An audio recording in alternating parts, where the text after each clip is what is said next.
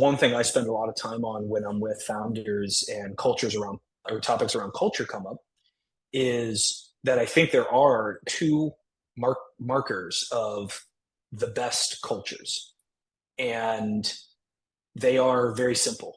One is that they are very distinctive in nature. And the second is that they're written down. And I think both are actually very important elements.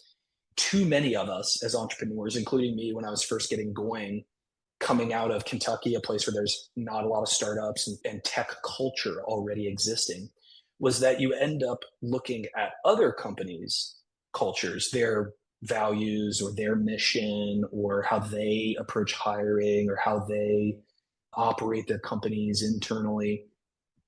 And you try to mimic it because you admire it. And there's a lot of mimesis that comes from the lack of having your own view. And if we've learned anything, I think, as a startup or tech community, especially in the most recent few years, is that there are more examples than ever of companies who have proudly and securely shown how distinctive and unique their culture is as a mechanism to both attract and reject the right coworkers and teammates, and to attract and reject to a degree the right customers as well. And so I think of companies like Anduril, who have done an amazing job of kind of carving their own unique path where they have this unique business model and this unique cultural ethos as great examples of this, where it's very difficult to replicate, and you shouldn't even try to replicate a culture as distinctive as Anduril. Uber had this 10 years ago. They were running a very specific strategy, and that company oozed Travis Kalanick, the founder's, his personality was infused into the Uber business strategy. And then all of these people that were operating globally and scaling as fast as they were.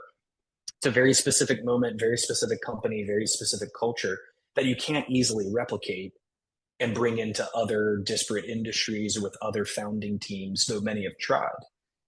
And maybe most unique of all right now, in my view, is what Alex Karp has done for 20 years as leader of Palantir, a company that has spent many moons as the pariah of Silicon Valley and has now become much more trendy and consensus. But it's already, I think, a 20, maybe even over 20-year-old business. And so they have always stayed true to a very unique set of principles.